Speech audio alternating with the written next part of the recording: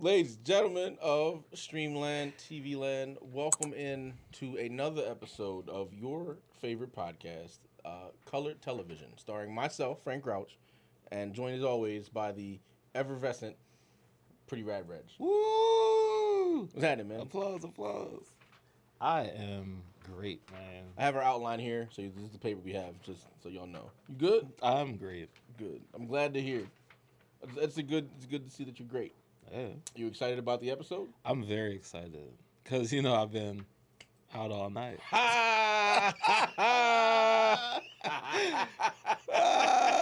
He said the thing. The finger guns really sell it. Huh? The finger guns really sell it. Man. They come in handy. I know I've been against them. Yeah. I mean, if you own it, I guess you'll be fine. It's finger guns. New Shooter McGavin. Could be. Black Shooter McGavin. Shooter McRadvin. Oh. Wow. Yeah. Wow. You're welcome. That is an official alias. That's a new one added to the list. Because if you didn't know, Pretty Rad Reg is a shootist. Yo, man, it works on so many levels. So many layers. The layers, like onions. Look, this cakes. Yeah, this Parfaits. Onion Man. Sam the Onion Man. Do you know the Onion Man? Sam the Onion Man and his Forbidden Jungle Fever love. What a thing to drop in the middle of a fucking children's story. Out of nowhere. Jesus Christ. I'm sorry. I'm so sorry. It's all right. Today, I've been out all night. Today's episode, we are covering the 1992 Patti LaBelle sitcom Out All Night. You feel like having fun after your day is done. Working too hard, the mind totally out of the mix. It's hot, smashing the ladies. Think you're gonna be, think you're gonna be, think you're gonna be. I think you're gonna be. Out all night, come on down to Chelsea's fire. Yeah, I'm puzzled too. I don't understand it, but I looked into it. So, 92, Patti LaBelle has sitcoms called Out All Night. It stars Patti LaBelle, Dwayne Martin, Vivica Fox, and Morris Chestnut. Yeah. And I know you're wondering, how did I not hear about this? Right, yeah. Like it's got weekly guest stars, and it kind of covers the gamut of all the things that sitcoms do. Peak 90s. Very 90s. Peak 90s sitcomery. I think there was cross colors in the fashion at one point. Bro, listen, it was in tune with the culture. It was a snapshot. Very much so. Of the culture in that moment. I don't know if it's like super, I don't know if it was super reminiscent of LA in the 90s, in 92. Mm-hmm. But I don't know. I just remember like my memories of the decade and of that time. It matched up with what I was seeing on the screen. So anybody out there who was in the club scene in LA in 92, if you want to let us know how accurate this was, we're all ears. The comments are open. By all means, let us know downstairs. Yeah. So the show's premise is real simple. Patti LaBelle, known singer Chelsea Page, sorry, opened a nightclub, and she runs a nightclub and looking for a new manager. Morris Chestnut is that guy, and his friend, Morris Chestnut, Jeff Carswell, and his friend Vidal Thomas come out to LA from New York. Brooklyn, stand up. Jeff gets the job. Vidal is a hanger-on. But he's in film school. He wants to be a film director. Allegedly. And he is enamored with Chelsea Page's daughter, Charisse. Almost like Urkel's level of obsession. But yeah, it's bad. And so that's the premise. And shenanigans ensue. And shenanigans, man, they're everywhere. We'll be right back. We'll get more into it. We'll be right back after these messages from our sponsors, maybe. Is your home feeling a little blah? Are you tired of looking at the same old walls? It's time for a change. Lester Jenkins Construction is your local expert in home improvement. From kitchen remodels that'll make you drool to bathroom upgrades that will transform your daily routine. They do it all. Their team of skilled craftsmen are dedicated to building your dream home. They use only the finest quality material and deliver excellent workmanship. Ready to turn your house into a home? Call Lester Jenkins Construction today. Let's build something amazing together. Lester Jenkins Construction. Building your dreams. One project at a time. We're back. Thank you. Welcome back. Extremeland. Frank Rock's Pretty Rad Reg. Shooter McRadden, as you were here earlier. So, we're talking about Out All Night today. Patti LaBelle, 1992 sitcom starring Morris Chestnut, Dwayne Martin, Vivica Fox. A young Morris Chestnut. Young Dwayne Martin. Did he do Def Comedy Jam? I don't remember. Dwayne Martin? Yeah. That is not something. I didn't look it up. I don't remember him. I don't remember him being a stand-up comedian, but I don't remember Dwayne Martin really. Production team verified it. That is a no on Dwayne Martin and Def Jam Comedy. So no, he did not. So thank you. Oh. It's Martin Lawrence. No. We know who Martin Lawrence is. We're aware of Martin Lawrence. Yes, thank you, excellence. But there was a time when a lot of up and coming comedians would hit Def Comedy Jam stage in the 90s and then get and also shows from it. So low key, I've heard it said in the the TV streets that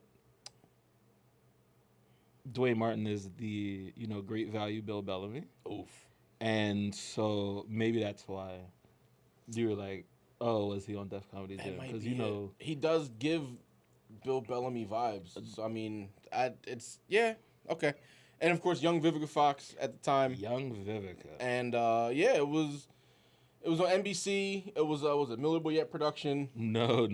I'm sorry. It was a Borowitz production. It was a Borowitz production. Miller Boyette was ABC. Yes. Stuffed Dog and them. Yes. Who you might know as from The Fresh Prince. It's that same production company. Mm-hmm. Same writers. Was it same writer? I mean, I'm sorry, same producers. Okay. I misspoke.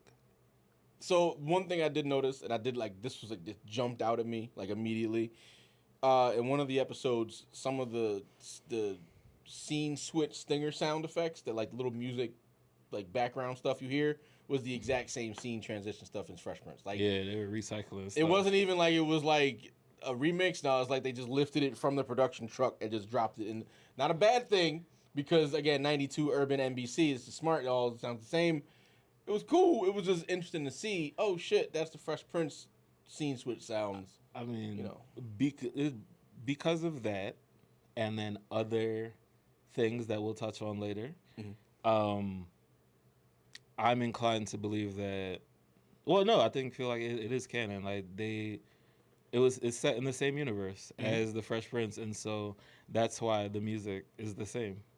That's why that's how transitions sounded in 92 in LA. So whenever you had to leave a room, these are the sounds other people heard, not you, because you don't get to hear them when you leave the room. You left the room. So the show's premise, get into it a little bit more. Chelsea Page, she's a famous singer, opened a nightclub in LA, and it's a very, very popular nightclub. People are always there. It's always something there. going on. And she needed a manager. What? No, just that shit is old. People were always there. During the day when the club is closed, closed. People would just be hanging out. Oh yeah, just meet me at the club. We'll have a conversation. The club was open. It was almost it was okay, so how sometimes you go to certain establishments in your local urban area, and it's in the daytime, this is a daycare, but at night, this is what it gave multi-purpose building vibes, but it's very clearly a club setting. So it was good, it was cool, it was interesting to see that. But basically, I was sitting there one day when I was watching the show, I was trying to figure out what time frame the show takes place in. Not in the sense of the monthly time, but Jeff goes to work at 8 a.m. That's what I'm saying. The shit is open all the time. Bro. Comes home at 4 and then has to go back to work at 6, but but people are done at the club by like 10 o'clock.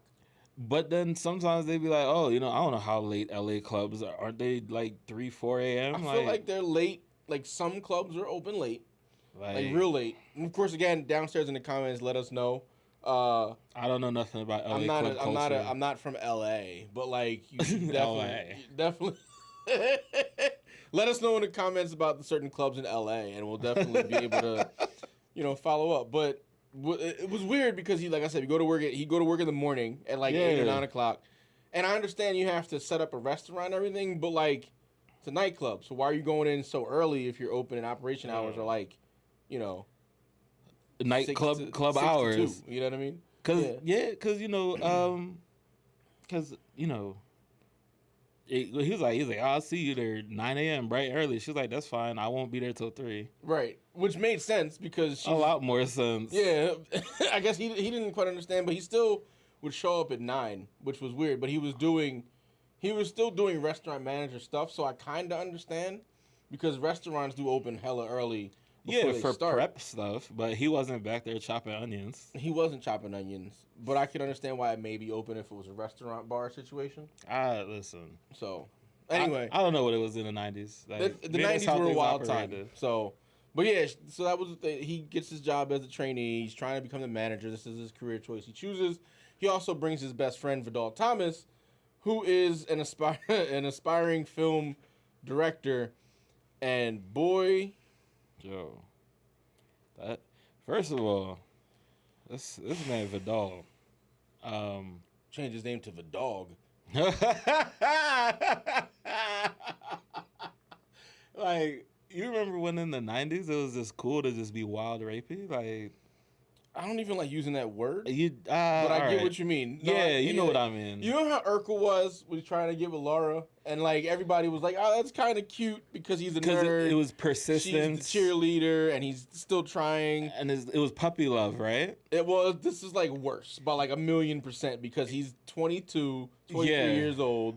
These are adults. Repeatedly ignoring her nose and just keeps constantly trying his advances. And the only time he actually... I mean, this is very much 90s writing, so like this is very much 90s writing. We're looking at it through 2024 current enlightened lens. As adults. But like, the one time, of course, he had character development was when his best friend comes from out of town and tries to get with Sharice. So now all of a sudden he's fucking white knight on a pony. Yeah. No, don't talk to him. My friend is a dog, baby. And the best part was she looked at him and was like, if you're trying to get with me by throwing your friend under the bus, you have absolutely got the entire playbook wrong. His character, man, like, I just feel like it was very cringy. Very much so. It felt weird as even if I took the lens off of 2024, I was like, 90s writing, haha. It still was like, dog, you gotta relax, bro. It was one note. It was one note. It was like, yo, pussy. Yo, it was, if you could just be the horny horn dog and just say whatever. His influence was so bad. Little innocent sexual Taj shit. Yeah. Innocent Taj Mowry, the smart guy himself, was corrupted by Vidal Thomas. Vidal Thomas, you are a terrible person, and you know that. Yeah. But he was awful, bro. He was very bad. Like, it was the most man-childish thing you could do on 90s television without literally putting him in a diaper. Like, he was every... He was the slacker, every slacker stereotype. He was every slacker stereotype, every... horn dog stereotype. He hit all the scumbag boxes. It was just like, yo... The only thing he didn't do was, like, commit crimes. But he would be very open to doing it. Yeah, like, he would have no qualms. 100%, I could be a scammer if I found the right rule book. Yeah, like, he'll lie about anything. He was a constant liar. And unfortunately, these days... like, he only managed to survive because, Jeff covered for him. Jeff literally made up like, for when his I play deficits. games, so like we have a term called backpacking, if you're not familiar. That is basically carrying someone through difficult parts, like when they should be able to do it themselves, but they can't, so they need some help. Jeff backpacked Vidal for most of his life, it looks like, because apparently Vidal couldn't do shit. Listen, but what I'm saying is these days, if you bumped into a wild, just a wild, terrible person like Vidal, just how he his approach to life and women and everything. Yeah. Like, as his friend, if you're his man, like, you getting out the paint too, bro. Like, Jeff would have been canceled as well. Yeah. Because you allowed us to go on? Yeah, like, you're condoning it. What are you doing? Like, that's your man. Get like, your you man. just like, Sharice is also your friend? Like, you just want to, oh, you just want to let him say that? Oh, all right. Okay. Vidal was bad, man. Like, pure trash, man. Awful. Waste man. And, of course, there is also Sharice, who was the daughter of Chelsea Page. Yes. She is a young, strong, successful, independent black woman, 23 years old, fashion. She's a fashion stylist. Fashion stylist for music videos. She's 25. Was 25? Yeah. I'm sorry, 25. My bad. But yeah, she's young in L.A. in Hollywood, being a fashion designer for music videos, movies, photo shoots, things of that nature. Her whole kind of character arc was basically getting on her own, like her start on her own, and not under her mom's shadow. Yeah. But it wasn't a resentful statement. It was more like, look, Mom, I'm out here trying to work. I just want to do it. She was not a fan of black nepotism. Yeah. She did not want it. She said, yes, I know you have all these connections I will in your get network. it out the mud. She wanted to get it out the mud completely. She said, I don't want this job because they know you. And it's like, okay. Fair. I respect it. I would have made a completely different choice. I'm just saying, if I know I'm good enough to work do the your work, network. Yeah, like if I know I'm good enough to do the work, but nobody's looking at me, yes, please, nepotism me into the door. Put me in position, let me, it's negative nepotism is if I slid in the door. And you know I suck at this job. And I'm wildly unqualified and you can't do anything and I'm just here taking up space. Yeah. That's bad nepotism. Yeah. But the good kind is just like, oh, I can, I don't know, like cut through all that red tape and just be put in position where I could flourish. Just let me do the job. You put me here, I got this. I love it. Listen, I look good, you look good. Everybody's happy. We all look good. Like, I don't know. People be weird about that shit, bro. It just all depends. Like you said, good and bad nepotism. Yeah. Man. Most of the time, people see nepotism in a bad sense. Like, the most examples we see is like, oh, so and so gave their son a job, but their son is ass, or like you got promoted because your dad's the boss. And it's like no, it's trash. Give me the good shit. That's the bad nepotism. Yeah, but okay, don't get too hard on that. Yeah. But yeah, like so she tries to make her way. Using her own name without her mom, and she does a pretty good job of it. Like, She's great. Yeah, like she's doing a good job. So it's not like I said, there's no resentment. It's not a negative thing. It's just please don't use your name to help me. That's all. But also, as a counterpoint, she did feel like a little smothered by her mother's attention, and that was because during her growing up, her mom was always on the road, and so her mom was like, "Well, I'm off the road now. Like I want to spend this time with my daughter. I want to, like she's 25 now. Like I want to really get to know her. Right. But at that point in your life, you're 25, you're trying to figure it out, and you got your mom like kind of not really letting you grow. Like you're not really facing any challenges. So I could see why she wasn't with it. Right. It's totally understandable. But it was an interesting family dynamic. It wasn't toxic, I want to say. And the other side of that is Chelsea was very much like, because Reggie, like he said, she was on the road. She was very much family oriented, to the point where like in some episodes there would be a family style dinner and Chelsea did all the preparation. This was, we believe here on Color Television Podcast, this was the genesis of the Patti pies. Yeah, the Patti pie started because that was the thing for her character. She said, when I get stressed out, I bake. And she came in with this wild cart, the wild like dessert 40 cart. pies on it. Pies, cakes, scones, cookies, biscuits. like Pepperidge Farm. Sorry. Yeah, it was nuts, man. It was just desserts, pastries everywhere. So that's where Patti pies came from. Now we could be wrong. No, we rarely are. I said could be, but yeah, you heard it here first. So, But yeah, like that was Chelsea's thing, was a big family thing because she was on tour. She didn't have time for that. So she essentially adopted, so to speak, Jeff Vidal as her son, kind of, in the sense. Now, I will say it was very funny to hear that Jeff had got this job as the managerial trainee and was still able to afford an apartment in LA in 92, supporting a 2-bedroom apartment in 92. So, I mean, well, fully furnished as well. Fully furnished. But it turns out, Charisse explained it, later in that, when she was talking about how overbearing her mother could be, she was saying like she moved to LA, bought the building. She moved to LA. Her mother, moved to LA, got her own apartment. Her mother bought the apartment building just to be close to her.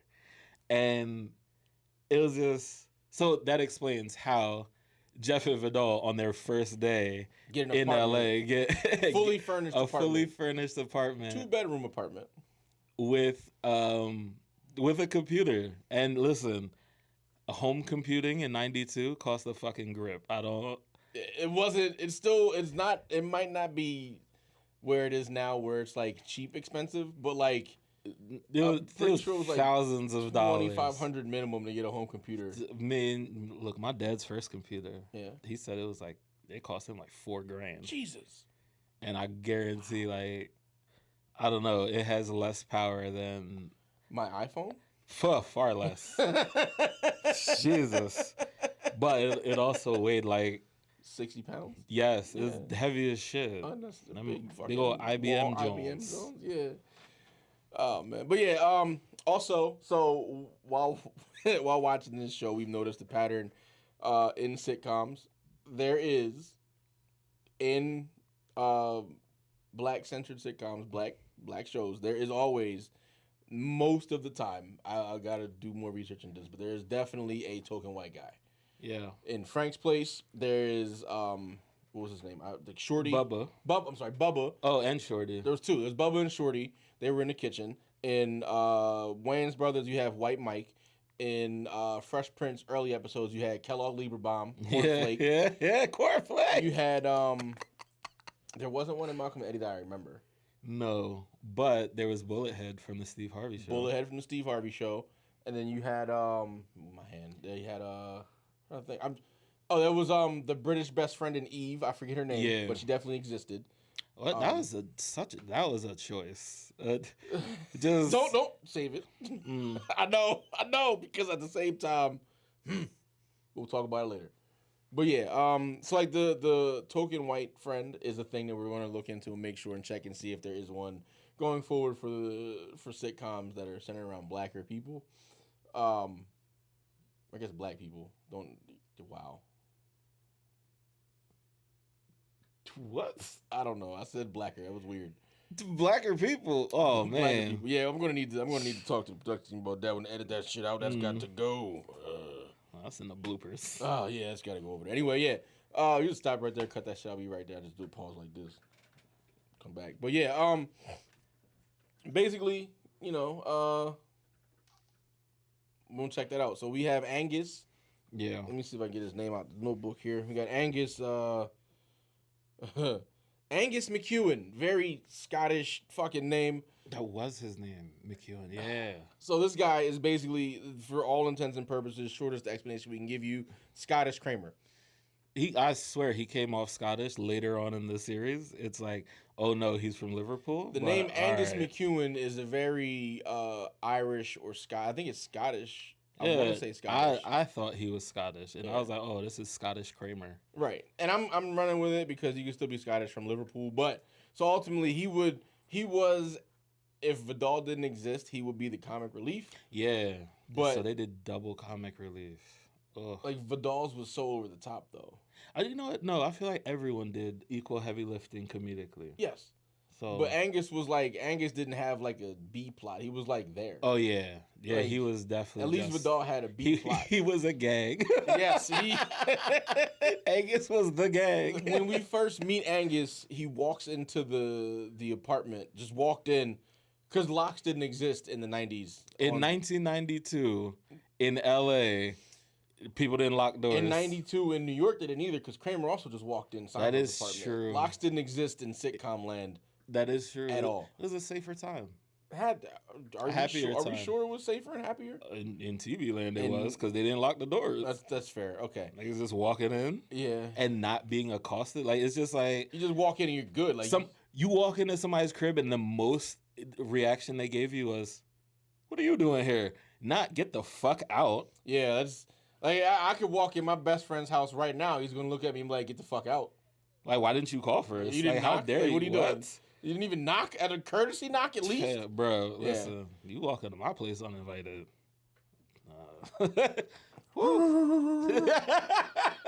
Shut up. It's my dog, man. Oh, no, listen. Shout out to Martin. Oh, God. Oh, man. Also, shout out to Soul Man and Bernie Mac. Rest in peace. Gosh. You the dog, motherfuckers. Yo, if y'all haven't seen it, please go find Soul Man. If you ever hear me reference something and I use, I'll just say it's the size of my back. Like, that's where it came from. My big back things. My favorite line from that entire movie is from the first slap and cry we all started to die. And it is a prophetic statement because everybody has an expiration date. But go see the fucking movie. Ooh. It is absolutely hilarious. Sam Jackson, Bernie Mac. It is Bernie Mac's last movie that he ever filmed, and there's a nice tribute to him at the end credits. You need to see it. John Legend's in it. Is something I'm going to tell you. But yeah, it's very, very good movie. Deviating from the point here, absolutely. But ultimately, Angus was Kramer because he just busted in your crib. And he walked in their fridge. He busted in the first episode with a towel on, like my shower was cold. Like, dog, I don't. Not even. I'm not gonna take a shower at my place. He was just like, I take my showers here. Right, that's right. It was I just take my showers here. It was like, well, no, you don't. Get out. Not anymore. The fuck. Like, so let me ask you this. Yeah. What do you feel that this show had, like, a cultural impact? Do you feel it was a heavy impact, or was just like this is 92, this is a snapshot of like it? To be fairly honest, it felt like a cash grab vanity project. Okay. It felt like we need something to fill this time slot. Let's just, I don't know, man. Let's just do this thing. And I mean, I'm not mad at it, but also I'm not gonna sit there and be like, oh, this was like a piece of art. This was a masterpiece. No. It was I enjoyed it, but every week there was a musical guest. I liked that. I really enjoyed that every week there was a musical guest. The musical guest format. You remember New York Undercover used to do that? Yeah. I like that. It was a great format. I thought it was interesting that all of the artists, or most of the artists that were on there, had, if you knew anything about the music industry at the time, knew that there was a tie in a way you can get to Patti LaBelle. It was very much, I need my friends to be on this show, and I'm not mad at that in any way. I love it. Like, that's a great what I'm saying. thing. Like, positive nepotism at its best. Hey, right? I got a show. Come on, be on this show. Put the homies on. Right. Boys to Men was on there. Luther Vandross, Mary J. Blige, Dionne Warwick, Natalie Hammer, Natalie Cole, MC Hammer. After 7, MC Hammer dance battled a young Taj Mowry, and it came down to the wire. He had to dance better. He had to hammer exactly to beat Taj Mowry. Taj was giving it to him. He had him on the ropes. If they were going to do, if they had cast, You Got Served in '92, Taj Mowry would have been the lead dancer. Or maybe Lil Saint. Just do it for Lil Saint. But yeah. Oh, and real quick, so we mentioned the in-universe thing. Yes. So I wanted to touch back on that. We said that it had the stinger sound effects for Fresh Prince when you transition music. Yeah. what we didn't mention was my favorite cameo that I've ever seen, because it's the only instance that I can think of in which this crossover actually happened and it was documented, was Hillary Banks was a guest star and love interest for Dow Thomas. Yeah. One episode. There was a whole thing, and we had a discussion about this off camera. We might bring it up a little later for you guys on a different episode about like random love, like triangles that should exist. Hillary was the voice crack. Hillary was very much playing. Karen Parsons was playing herself as Hillary Banks. Yeah. Hillary Banks came to the club. That she was introduced. She came as to Hillary Chelsea's Banks. club. Yeah, she was introduced as Hillary Banks, and it was stated that she was rich and she drives the BMW, which is things that Hillary did. So it was very much a tie-in to the show. This show existed in the same universe. Also, it made sense that Charisse Would know Hillary Charisse knew Hillary as a fashion designer, because also at the beginning, in some of the early episodes before that one, I was like, they are really repurposing these Hillary outfits. Like, these are some Hillary Banks outfits that Charisse was wearing, along with these blossom hats. Yes. And then come to find out, at the time of that one particular episode that I was watching, Out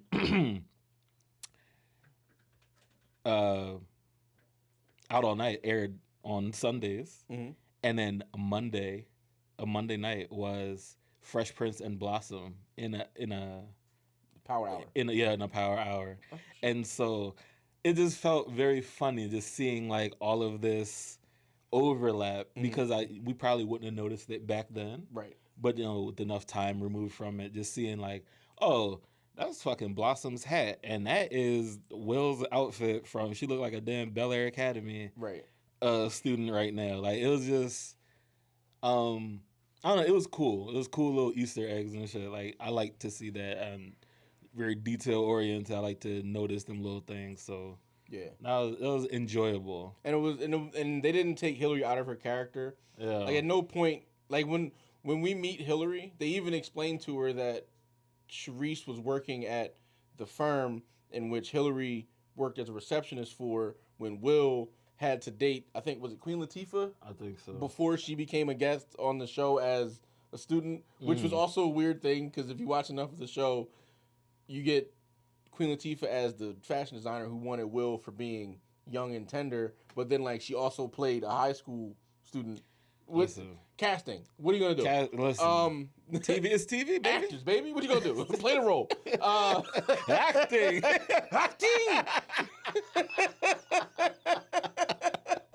But yeah, so that was the episode where Will had to like be seduced by Queen Latifah, the older person, and then Hillary was working at the firm, and that's where they said she met Charisse. So they knew each other previously. But it worked out. It was really interesting that they tied that in. It was a nice little tie-in. And you could have just not done that. And I was like, all right, cool. But I'm not mad at it. Yeah. So, and we love that shit. We love callbacks. We love callbacks. We love, just connected universes and shit. So much easier if they do it for me and I don't have to put the dots together. But no, connecting the dots is half the fun. It is half the fun. So yeah, but it was one episode. They obviously didn't make out. Like, didn't make it out or anything like that. It didn't work out. It didn't pan out. Yeah. Like he was exposed to being a piece of shit, and she was just like whatever. As usual. Yeah. Fucking scumbag.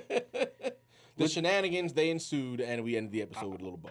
I hope I don't know. I just hope she realized that, Jazz ain't so bad. Like, just. So okay, I'm gonna do a little bit of Vidal versus Jazz. Like, Jazz, obvious. I'm going to do a deep dive for y'all real quick, and this is one thing that I remembered about the show. So, like, the writing in Out All Night and the writing in Fresh Prince was very continuitous. If word didn't exist, it does now. Hillary was dating, and we didn't really see much of it because it wasn't centered on her. Yeah. There was a point when she found Trevor. She was dating Trevor. She got married to Trevor. Hillary Banks, will you marry me? Splat. Right. Yeah. We all know what happened. After she was dating Trevor, she ended up being single for a minute. And when she finally got over it, a season or two after the Trevor incident, there was a Valentine's Day episode where she was stood up and ended up having to get like the oven repaired or some shit. And the repairman came in and he was nice to her and he was genuine and he just worked. He did his little job and he walked out and was like, "Hey, you have yourself a nice Valentine's Day, blah, blah, blah." And she was like, wait, I need more help. And she breaks the microwave door. Now, I say all that to say, in the episode on Out All Night, which aired before the whole Trevor situation with Hillary, she had said to Charisse in the episode, "I like a man who works hard and is constantly, he's always working and he's not, he shows who can afford to put me on a pedestal." Yeah.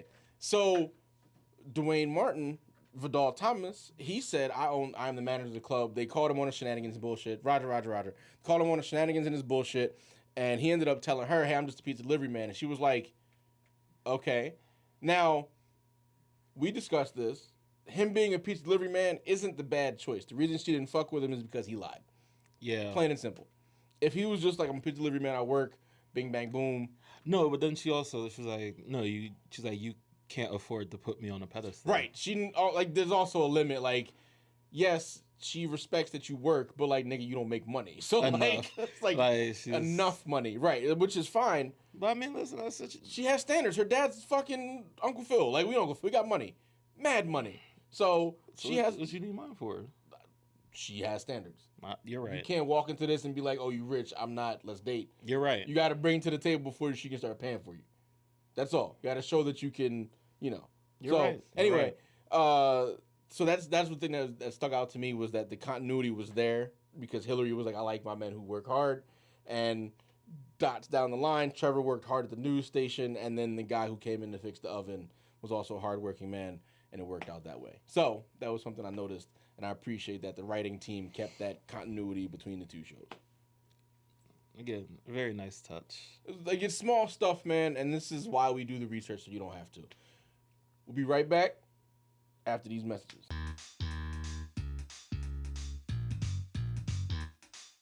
And we're back. Thank you for joining us here on the Color Television Podcast, episode Out All Night. I'm Frank Rauch. This is Pretty Rad Reg, as usual, Shooter McRadman. It's gonna stick. It's gonna stick. So you're back. We're back. It is now time for our legendary and infamous recasting segment, where we're gonna get a theme song. I promise. Recast. It's time for a recast. We spent the theme song money on getting the reboot computer, so you gotta compute the reboot. Yeah, hey, but when we get some more funding, we'll go ahead and spruce up for a theme song for the reboot. We might be able to get Jesse Fredericks. Maybe. Please help. So of course it's time for our legendary and infamous recast, where we look at the cast and crew of the show and we determine, can this be rebooted? Should this be rebooted? If we were going to reboot it, who would you cast? And anything else you might add with that. So as always, we just want to talk about the reboot portion first. So Reggie, before I gave you the information earlier, would you have rebooted this show? At the time, no. When I finished watching and I finished my research period, I was like, it was cool for what it was, but I would not have rebooted.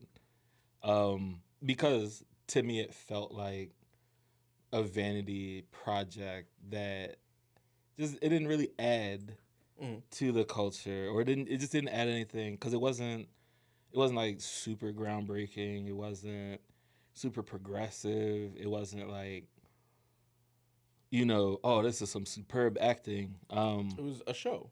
It was a show. It was just, it felt like, it was a wild time in the 90s. It was just like, we need to fill this slot in a weeknight. Bang. I mean, it ended up like that. The show started sliding. Like, it started on a Sunday. And then at one point, it was moved to Saturdays. And then after that, it was like a midweek replacement joint. And then it was axed. And I think they filmed 20 of the 22 episodes and only aired 13, something like that. I mean, I only found 13 to watch. Okay. Shout out to Rare Gems. YouTube channel. You doing the Lord's work. Friend of the show. Yeah, friend of the show status almost. But anyway, so saw 13 episodes. And of the 22 of the order, I think there were several that were just not aired. I know I'm curious as to if would they have changed my mind. But from what I was able to see, I don't know. I was just like, the show's good for what it is, but it didn't need a revival. I will say this, and it's the only time I want to say this. The very special episode that we did get to see, it was too special, whereas the father of the gentleman in 92 from Brooklyn sounded like he Brooklyn construction worker. Sounded like he was a freshly freed sharecropper from 1864. And I can't explain this in any other way, but you have to watch the episode. Yeah. And I'm not trying to be an asshole. Like, just watch this clip. The music business is what I'm interested in. If you don't want to be disrespectful, boy, then you'll listen to me and go to law school. I didn't break my back sending you to college so you could party your life away. It's not a party, it's work. Not from where I sit. Jeff, you have been accepted to Columbia Law School and you going. I'm sorry, Pop, but I'm not. All right, so that... Yeah. See what he was talking about? Yeah. Like I don't want to say that, but, like, come on. Like, anyway. So... We're not anti-black, though, I promise. To counter... Like, y'all know what I'm talking about. To counter Reggie's point, I do see what you mean. Like, watching the show was very, very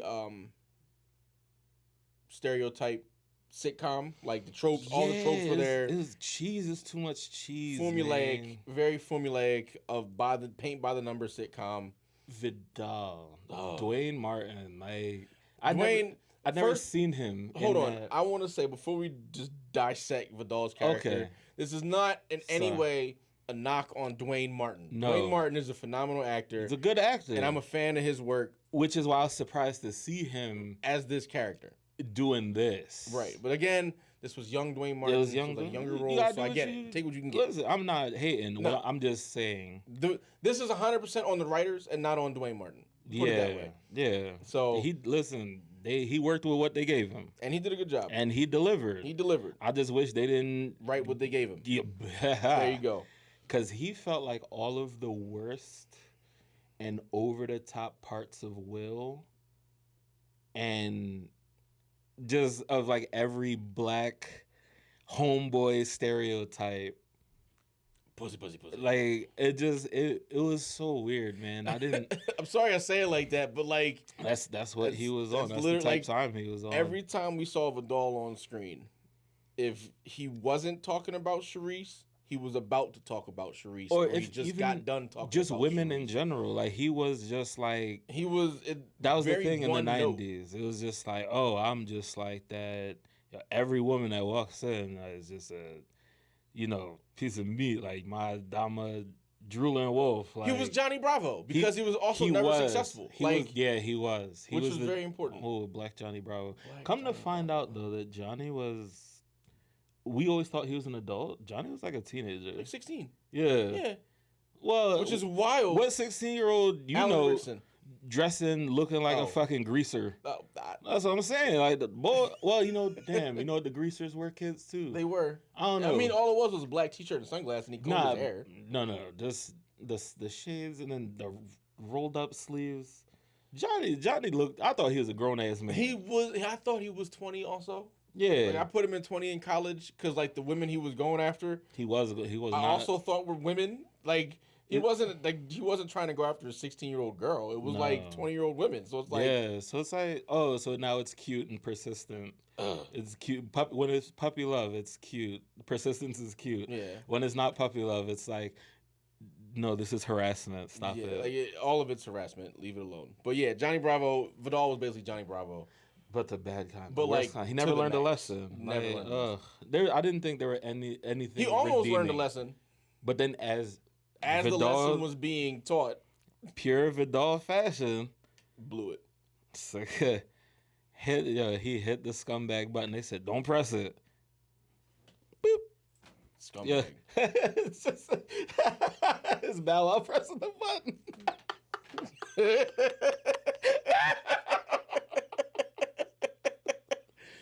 Oh man. Ultimately, So yeah, just we're not going to worry about him. But so to Reggie's point, because it was very formulaic sitcom paint by the numbers, based off of that, in the original reboot style, which everybody uses of just bringing the name of the show in and not changing much, absolutely not. Yeah. Would not reboot.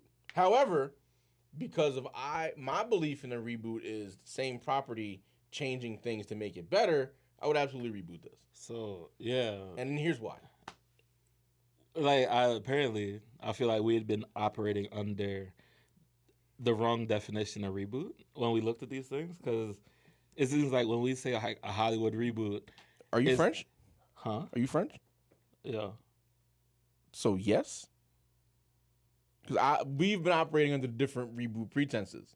Because you keep saying we, I've been saying the whole time. No, when I say we, the royal we. Oh, the show.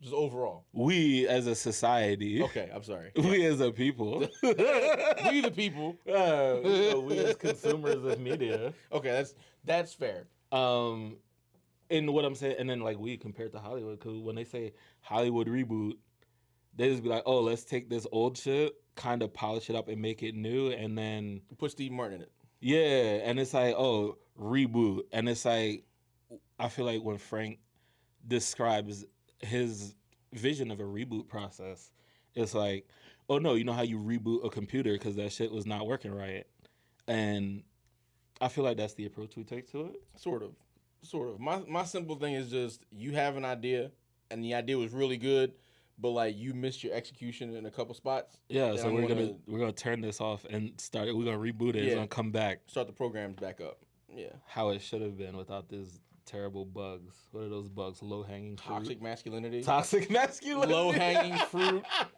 Poor representation. All these bugs. Get the fuck out of here. Yeah. We're gonna debug that shit. Yeah. But yeah, so ultimately, yes, I would consider a reboot, and to the point Gritty of that reboot. The gritty reboot of this is just Empire. Yeah, I was just about to say that. But I would do this because the show itself was a good premise, a young nightclub owner, and the fact that there was a weekly musical guest is something that I enjoy because it gives you a chance to showcase up and coming artists. Yeah. You know, on the show. Oh, hey, you know that Normani album just came out.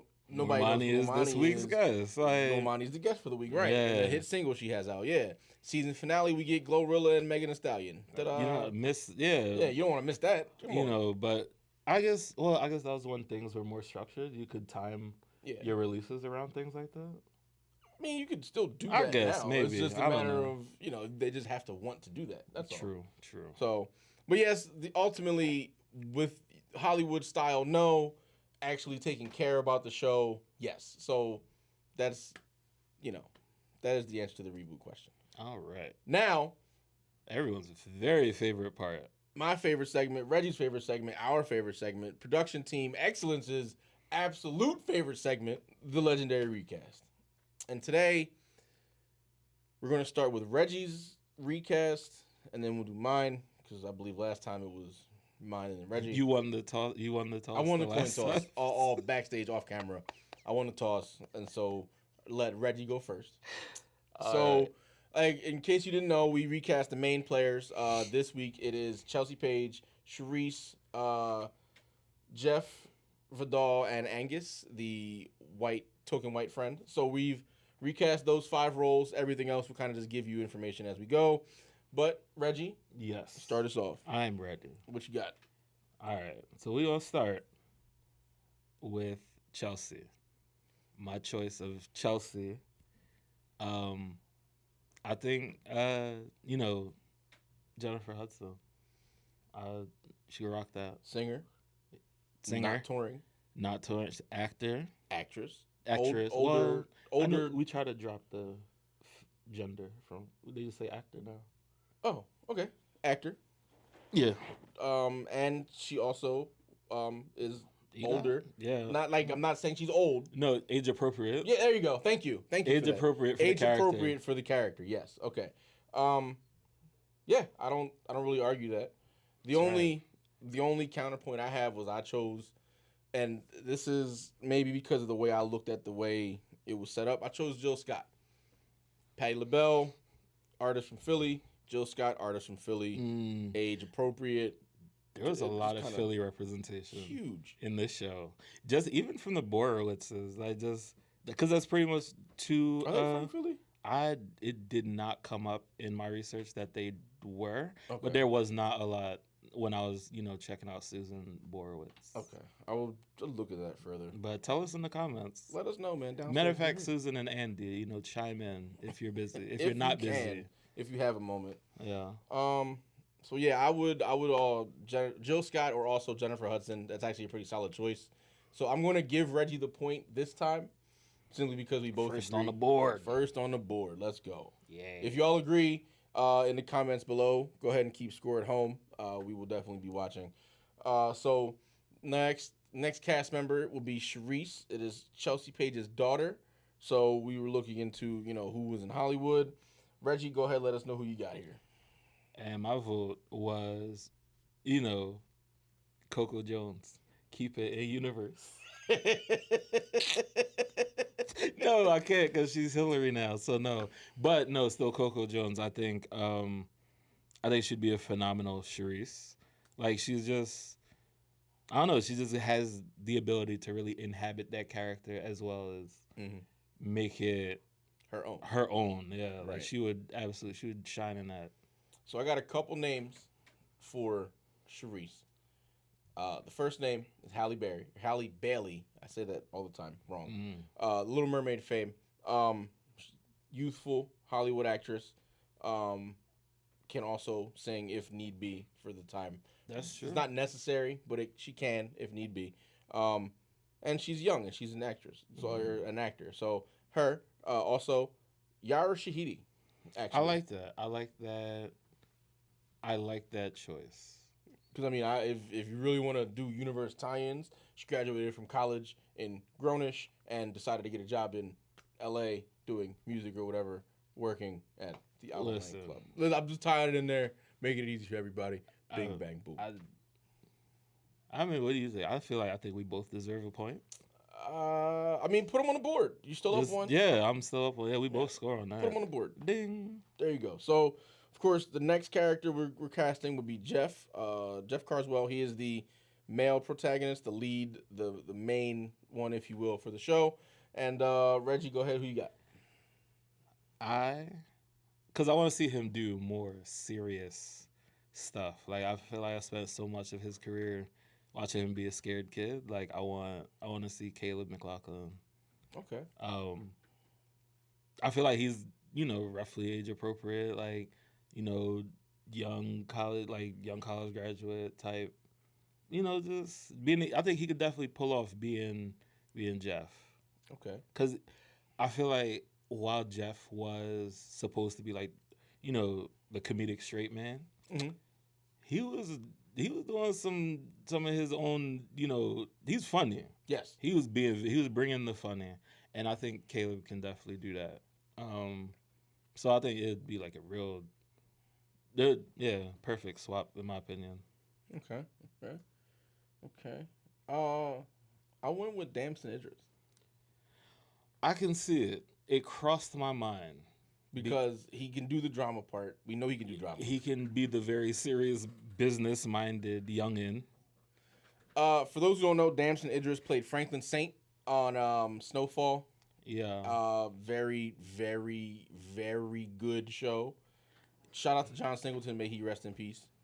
No, I didn't hear you. I know who he is. Okay. And then, sorry, I was talking to the production team real quick, just cleaning some stuff up. But I'm going to be clear.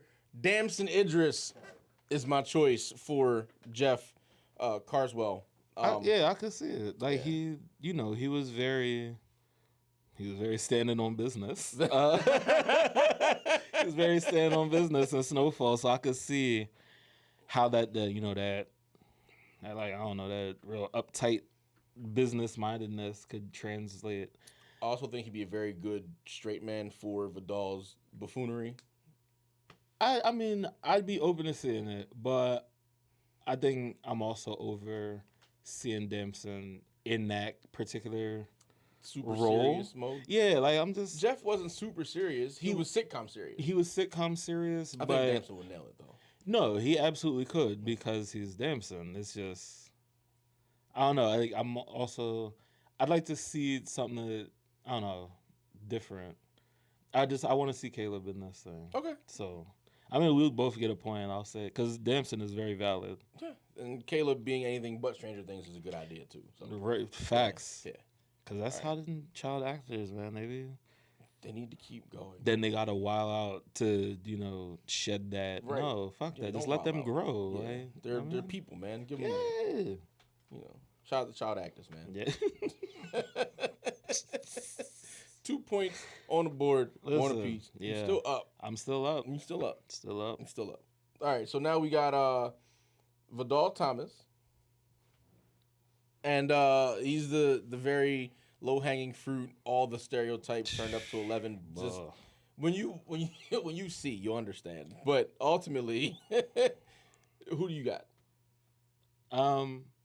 Because I've seen them. I have two names, actually. I have two names for Vidal because I think they're both very strong, but I guess kind of similar actors. Mm-hmm. Michael Rainey. Okay. Of Power. Okay. Badass Tariq. Okay. Tariq St. Patrick. Don't ever listen to nobody. Nobody. But I could definitely see him filling Vidal's role, like just being that guy. I think he can do it. He got the chops to do it and play the character. I feel like he's also someone who's always very serious. Right. So seeing him be able to explore comedically might be cool. And then Tristan Wilds from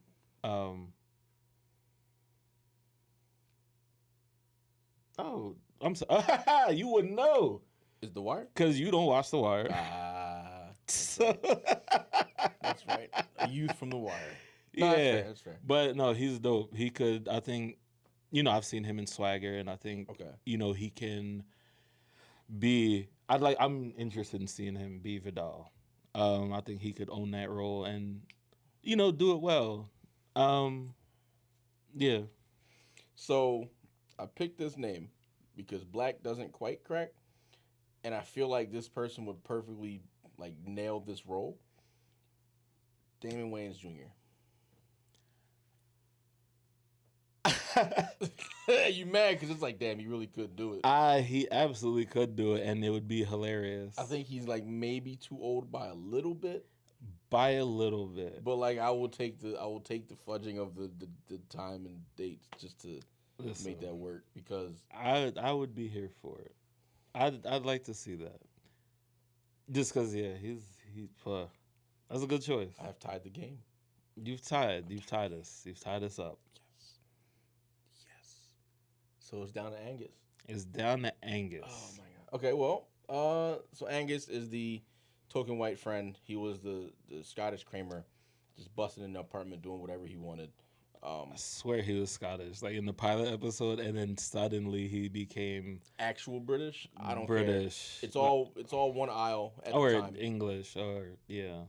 Either way, whatever. I don't know, man. That was just an interesting thing. In black sitcoms, it's just oh, we're gonna give you a white friend, but they're British and randomly. Why they can't be from anywhere else? Why I can't get a Balky? Balky Bartakamu? Yeah, why I can't get a Balky friend? It's always, here's a British friend. How come there was never the black kid with the white friend who was like Sean Hunter, from the other side of the tracks? Yeah, why? Yeah. We ain't never get the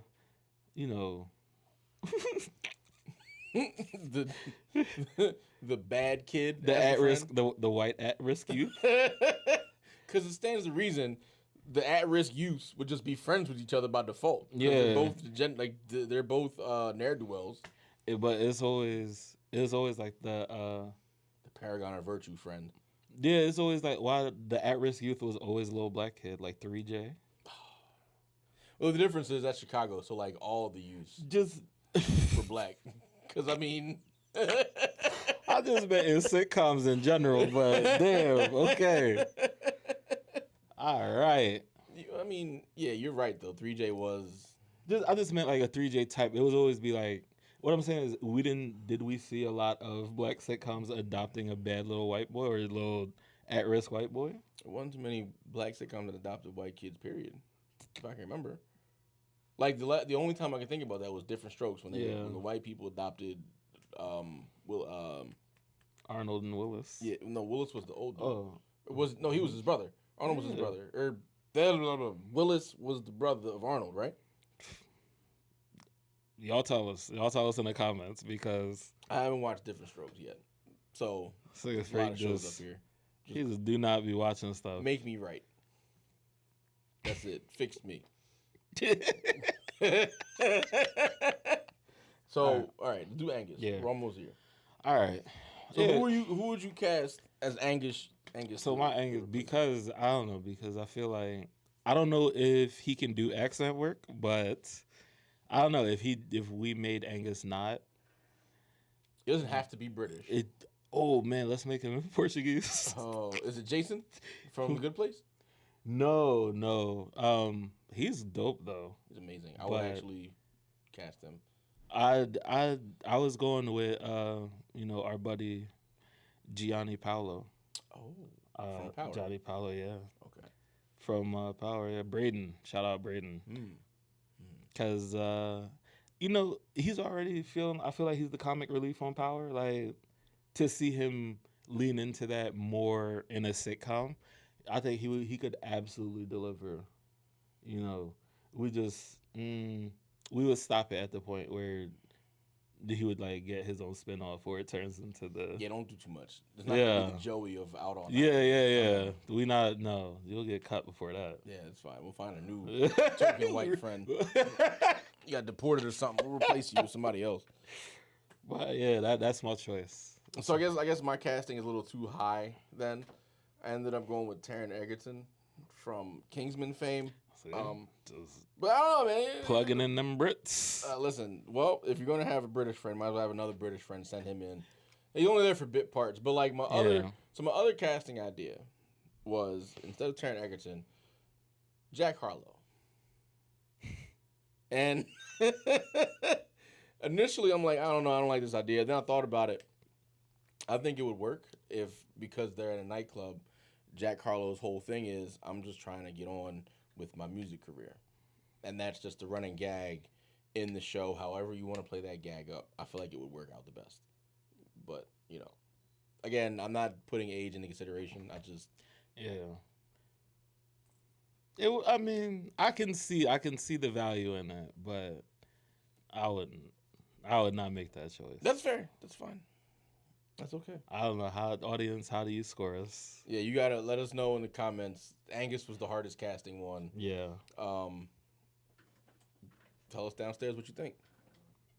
Bonus. There's a bonus? Cast Todd. Oh! Cast who? Taj Mowry. Oh! All right. Well, we have been tasked to let you know what's going on. Excellence Productions, our production team, lovely King Bull over here, has decided he wants us to do a bonus casting because we are tied. Yeah, as the tiebreaker. There's a character, Taj Mowry. His name is Siobhan. Siobhan. He is a little brother in the Big Brother Little Brothers program of LA, which was a thing in the 90s too. Who could not, for some reason, find placement as a little brother, and which is wild to think because he was cool. That on kid the show. was fucking adorable. Like, he outdanced MC Hammer. He outdanced MC Hammer. He has so much charisma. Tons of charisma. Like, I don't know. I never Taj Mowry and smart guy was just like, he's cool, he's funny, but no. Super intelligent. That kid, fine young gentleman. Little baby 92 Taj? Young Taj. Bro, that kid was a fucking star. He was mint. Like, I was watching it and I was like, I hope my son turns out just like that. Like, he was, that was a cute kid. And he wasn't just like, I'm just a cute kid. Like, he's a cute kid, but he was sharp. Like, he was precocious. He was... that's the show business kid. Like, almost like he had like 1,000 IQ. This nigga, listen, his agility rating was up. Like, this nigga did a one-handed like forward car. I don't know the name of it. Tell me in the comments. But I think it's a round off. Whatever. He did that shit in the middle of a dance battle with MC Hammer. Put Hammer on the ropes. Yo, Hammer was. You ever played Fight Night where like you gotta get up and like you gotta like see the ref and it's like 8, 9. That was Hammer. He was down. He was making his way up. Young Taj was applying pressure. I'm gonna grab my phone for a second. Matter of fact, here, just look. Oh, here's the clip. You saw that? Yeah, he's amazing. Yo.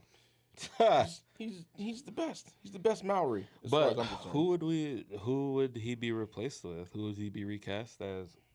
I don't know. Like who are the kids these days? I don't know. Who are the kid actors? I'm Googling it now to see if I can find anything, and I don't know. What? Huh? He's yo, he's far too old, sir. Get out. What? Yo, no, man. Listen. From behind the camera, our producer has suggested Lil Uzi Vert to be young Taj Mowry. You a wild be. That is a choice. That is certainly a choice. He couldn't do multiple episodes. Oh no!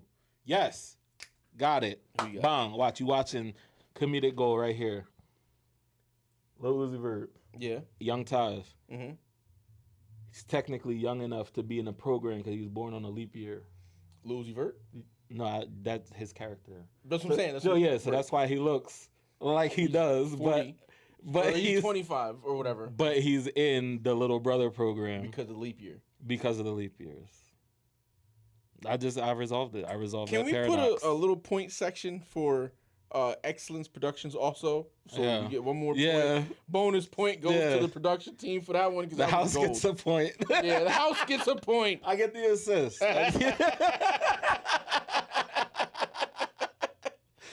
That's what we do here on Color Television, man. We make gold. It's a team effort. You saw how quick I just off the top. That is just, and I mean that's a throwaway, baby. Like just first one's free. Hey, everybody gets one. Apparently that's the thing. All right, so that's the recast. As you see, it's tied plus the production team. Lil Uzi Vert as young Siobhan, born on a leap year for the Little Brother program. We'll be right back after these messages and we'll close this thing out.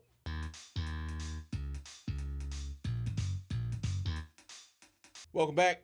Frank Rauch, Pre-Rad Reg. I'm about to wrap this thing up. Yeah. Color Television Podcast, episode Out All Night. Because we've been out all night. Out all night, baby. Final thoughts? Tired. Anything you want to bring up about it? Last thing before we get out of here? Man, I enjoyed it. Like, I enjoyed it for what it was. Would I recommend it as like, a must see? Like, you gotta watch this if you want to be down with the culture. Like, no. Like, if you've never seen it, like, I don't know. It's cool. I'll give it the stamp of approval, but I don't know. I enjoyed it. It was cool for the time. They did. I think the most remarkable thing about it is the list of names that that made up the cast. Like it was heavy hitters that went on to do, big time wondrous things. And so shout out to Patti for providing that platform for all of these people. Even shout out everyone's favorite gangster cousin. He pulled up Dion, the waiter. Mm-hmm. That showed up in the later episodes. That was Eileen's cousin from Menace to Society. Oh shit. Yeah. And when him and the DJ Def Jeff. Yeah. Because they suddenly started getting speaking roles like way it was near the weird. end. Like in the beginning they didn't talk, and then like maybe like episode 6 they started having like little bits of like, oh, y'all niggas dialogue. are characters now. Yeah, like y'all not even in the credits, but all right, you here? Yeah, you rocking with it. But I mean, they delivered. Yeah, so it was perfect. Shout out to them both. But yeah, that's where everyone knows the waiter from. Mm-hmm. That was Eileen's cousin, who got stomped out by Kane and O-Dog. And then, so they came back and, Yeah. Ended that story. But, yeah. Again, shout out to Patti. Like, it was important, but it's not, I don't know, I wouldn't put it, like, in the same place as I hold, like, Frank's place. Okay. As far as, Impact. Impact, yeah. Yeah. Okay, that's fair. I mean, as far as I'm concerned, final thoughts, like, I mean, it's good for what it was, man. Patti LaBelle got a sitcom, and it was formulaic, paint by the numbers. Yo, and it was good. It was not the worst sitcom in the world, and it wasn't the best. Yeah, we certainly seen worse. Oh so. my god! But it just existed. It was just there. Yeah, but like I said, it was just there. It existed. We said, was it Stabmaster Arson? Yes. Was Def Jeff? No, sorry. The other DJ. The other DJ, the later DJ, like the later house DJ, the light skin ball. Mm-hmm. That's Def Jeff. Right. Originally, the DJ from the pilot episode, that's Stabmaster Arson, aka CB4 fame. From CB4, Deezer D. Yes. Rest in peace. But I got a thing for faces, and it's like, I was like, yo, I was like, wait, I know that boy. Why I know him? That boy from somewhere. And it's like, listen, and I would see him, and I'm like, I said, that's Stabmaster Arson. And I know it's wild random, but that's how my brain works. So, I don't even think he was like really super credited for that. I think he was just there. Like, I don't even know I don't if think, he was. I don't think Out All Night it wasn't on his Wikipedia. Nah. So he didn't have a speaking role. He was just literally the DJ. What? No, that nigga spoke. He spoke? He had. I have to go back and watch episode 1 again. I don't remember him speaking, but that's fine. That's fair. I mean, because he appeared again. I think he was there. Mm-hmm. But it was a minor role. Oh, very minor, very minor. It's just that I tend not to. You recognize it was Stabmaster Arson. I hit on faces. It's just like. Mm-hmm. I mean, but. All right, yeah, it's good, man. But, thank you as always, TV people. Yeah. Oh, final rating. Oh. For the show. Oh, so cut. It has. Sorry. Yeah, fuck. We'll just cut that part because I jumped too soon. You're good. So final rating. Yeah, final rating. What do you think? Out of 5. Out of 5. Overall, I'll give it like a 3.5.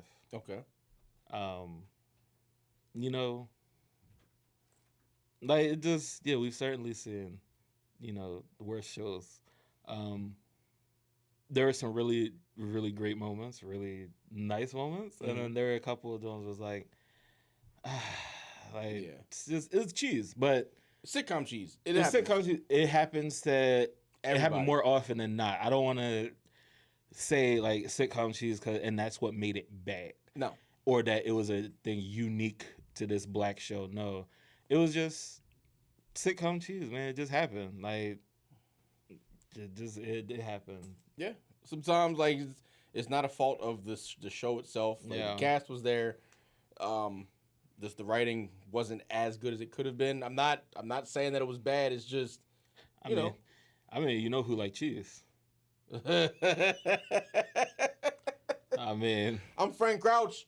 That's Pretty Rad Reg. Good See night. you next time on Color Television. Y'all have a good night.